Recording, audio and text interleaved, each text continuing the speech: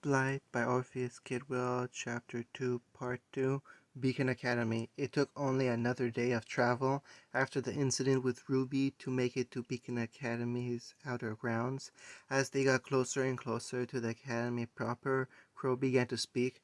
I think it goes without question, but I'd like all of you to keep your nether down to the bare minimum while we're here. We're still in the middle of the winter semester, and these are huntsmen in training. While I think having a small amount of nether could go unnoticed, I'd like to take as little risk as possible under these circumstances. Don't worry, Crow. We know what we're doing. The accomplice trained us for covert missions right under the noses of huntsmen, you know, Fu pointed out. Tricking a few teenagers will be nothing compared to that. Crow sent the girl a look as she revealed that. Just what was this complex and who ran it? Well, we should probably get back to Ospen, right? Amber interjected. Crow sighed but nodded as he drank a sip from his flask.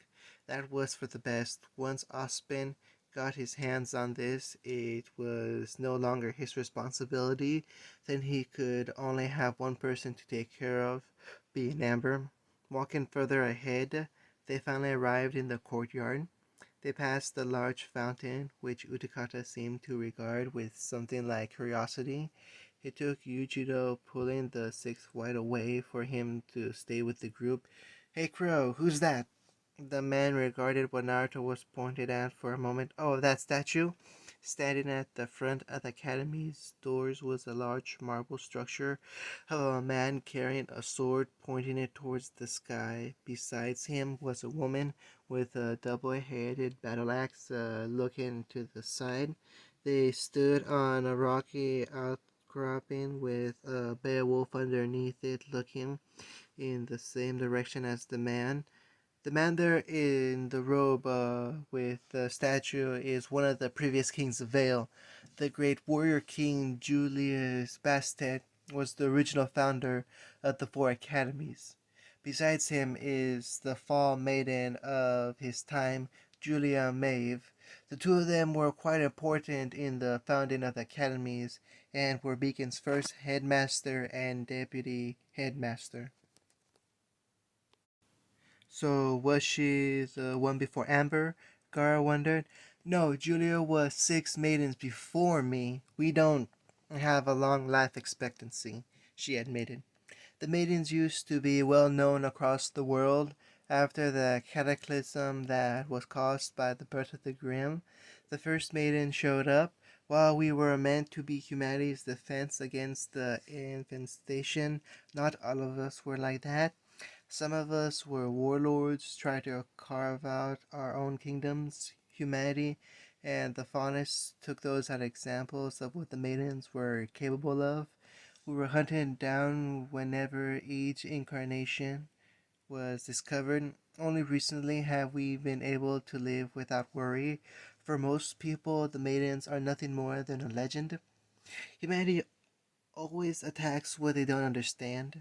Amber was surprised to see it came from Fu, that despite what is stronger than them, destroy what is weaker and refuse to cooperate with those on even ground. They always look for any upper hand so they can take advantage and steal from others. The complex is a prime example, and you've already explained what they did to the maidens. Ascribing mistakes of someone else on the shoulders of a stranger who only tangentially shares one or two qualities is what I detest about them. Not all humans are like that, Crow responded as they moved past the statue. She was sounding dangerously like some of the more extremist faunists. The ones that matter are, she retorted, the Schnee, the councils, the kings and queens, the generals, and the politicians. You seem to get along with Amber, so I'm giving you a chance, but only because she's like us. The raven-haired man felt the blind hatred the girl possessed rolling off of her in waves as she regarded the students. Just when he thought she might attack someone, she looked forward. It was at that point she realized he was a moment away from drawing clockwork from its holster. These children were going to be the death of him. Glancing at the Fall Maiden, animatedly talking with Naruto about something, he noted that she was part of that group. The quicker they found Oz, the better. Speaking of which, they were finally at the base of Beacon Tower, leading them inside and to the elevator, where they packed tightly to fit in one trip. They rode to the top as they reached the zenith. The door slid open. Well, this is certainly an interesting surprise. The speaker sat at a desk, though seemed to be rising from his seat. He had tousled silver hair with gray tips and wore a pair of shaded spectacles on the bridge of his nose that protected a pair of brown eyes. His outfit consisted of a green turtleneck sweater with a cross pin in the center of his collar, an unzipped suit over a black vest with gold colored buttons, and a pair of black slacks. As he came out from behind his desk, the whites noted that he walked with a cane. "I am Headmaster Ozpin. Who might these be, Crow?" Naruto walked forward, looking the man over once or twice before grinning. As he did so, one of his canines extended over his lips. "Naruto Uzumaki, that's Utakata Yuki. The twins are Emerald and Fuso Stray. The other blonde is Jujutoni. Lastly is the redhead Garas Baku. We're told that you'd be interested in hearing our story." Osmond regarded the boy, then Crow, who nodded. "Well, I do enjoy stories. Please continue." Osmond had to admit his interest was piqued. If Crow brought them all this way to tell him a story, what could they possibly have that would convince the stoic fallen maiden's handler to bring them in on such short notice? How to start this off? Well, I suppose since I can feel the immeasurable power emanating from you, I'll say this. Just like you, we aren't human. He allowed just a touch of his nether to leak, wanting to see Osmond's reaction. When the man gripped his cane a little more firmly and narrowing his eyes, he grinned and retracted it. "Don't worry, we aren't grim either. We're whites." "What are these whites?" the older man pressed. The blonde could feel the confusion and anxiety emanating from Osmond, and it only caused him to grin. Those negative emotions, they nourished him. While he felt Emerald poke him, he calmed. No. That's what the people at the complex wanted. He would not allow himself to become grim and revel in the suffering of others. "We were humans at one point," Fu exclaimed. Her tone seemed disguised at that statement. "Then we were kidnapped and taken to the complex. Don't ask what it is. We don't know. It's just the name we gave it. It was some sort of military base where they performed biological experiments." Gara picked it up next. "8 years ago we were taken. At one time we were packed so tightly sardines had more wiggle room. As time went on we were taken one by one. Each of us were lost and replaced. The scientists led by Dr. Yamato Orochimaru and Kabuto Yakushi took them far too quickly for their replacements. However, they experimented with genetics, finding way to cross humans, faunus, and grim in the worst ways possible. At first, they tried to making humans and faunus capable of using nether. This was Utakata. Unfortunately, they found that the amount of aura necessary to keep the nether at bay was way too much and too high for most of the people, so they created the Dogger. Draugr, Osmond wondered. "We don't have any of those scrolls you huntsmen do," Emerald pointed out. "I can't show you a picture or anything. Imagine a humanoid mass of nether with red eyes, bone armor, and a constantly flared aura around the entire thing. They're no longer human or faunus, but they aren't grim either. It's a strange feeling where the aura and nether mix to become something new. The vedette pursed her lips and thought. Yujiro took it up next while the handler was thinking. As they did more experiments, the scientists figured out that the more aura one had, the longer it took for the nether to overtake the individual. I guess they figured that there had to be a point where the aura overtook the nether, but not so much that the nether disappeared. The next phase of experimentation involved genetic splicing, combining the genetics of humans and faunus, but not in the same way the children of a human and a faunus parents are. No, they found a way to hybridize the species happy medium. They then took memories of this new species and injected them into the nether of groom species. Naruto picked the explanation back up. The species was strange. Always, they had a number of tails to specify the green species infused into them, and a minor animal-like trait. My whisker marks, scars, eye marks, things like that. We are the whites. These amulets we wear have a number of magatama that symbolize the number of tails we have. I am one-tailed Gara, the first white and sandworm. I'm two-tailed Jujutsu, the second white and lich. Six-tailed Utakata, the sixth white and king slime. You're looking at seven-tailed Fu, seventh white, and swarm queen.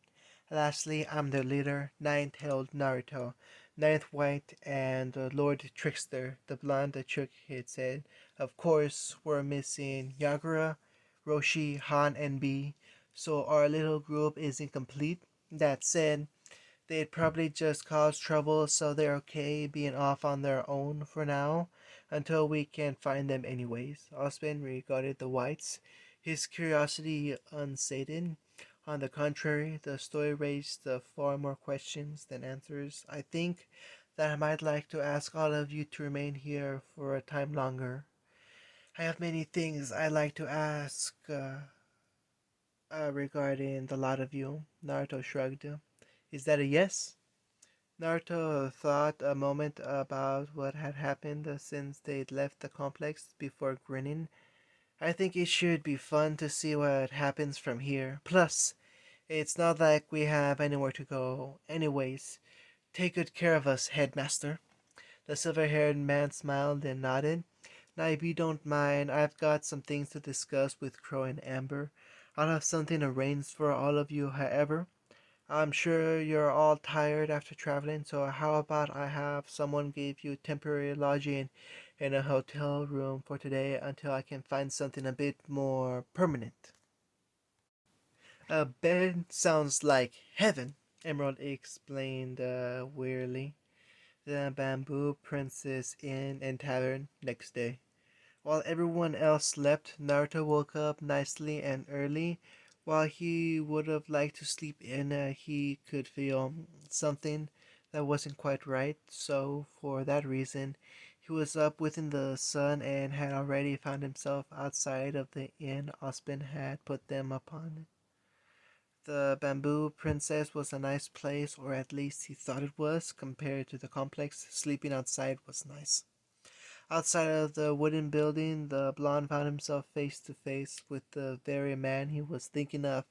Well, hello there, headmaster, Naruto greeted the man. Ospen was silent a moment before he began walking down the road towards downtown Vale. Naruto waited a moment before following him. Are they gone already? If I am to assume you mean Amber and Crow, then yes. The life of a maiden is not a pleasant one. They must never remain in one place long, lest they reveal the existence of their kind. The legend of the maiden stretches farther than almost any other. That means that while the likelihood of someone knowing their true nature is small, well, there's a saying, even a nigh impossibility becomes a certainty given enough time and an equation. By constantly moving around, that possibility remains small. I feel like you have something else in mind for us, Naruto replied as he eyed the man. He saw his lips twitch ever so slightly as they continued down the path. You'd like us to remain here in Vale, perhaps even at Beacon proper, of course. That's all I guess. Well, you are quite deft at guessing. Yes, I would appreciate it if I could convince you to keep the whites and yourself here. I will not lie to you, Naruto. I am worried about many things regarding you and yours. And well, it would be best if I could watch over you. I do not know what effects so many conflicts instincts could be having on the five of you. It worries me quite heavily what having just aura and nether in a single body is doing, let alone the conflicting natures of humanity, fondness, and grim to top of that. The ninth white didn't say anything for some time. Truth be told, what Osmond said wasn't far from his mind. Garo was usually calm, but revealed his bloodshed.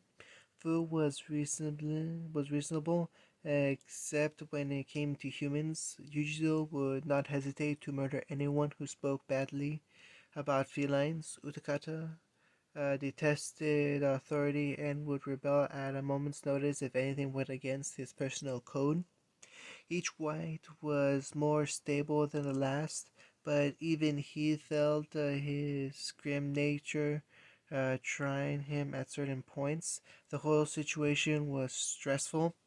We aren't exactly stable. It doesn't exactly matter if you speak of emotionally or psychologically, Naruto stated. I don't want to put others at risk, but I also can't help but want to use what I have for the benefit of others. The image of Ruby declaring he could make a good huntsman brought a soft smile to his face. I think it might be fun to be a huntsman, but I doubt that something like myself could do anything of the sort. I won't ask you to put your students in that much danger. Osman couldn't help but sense that this boy had been through a lot.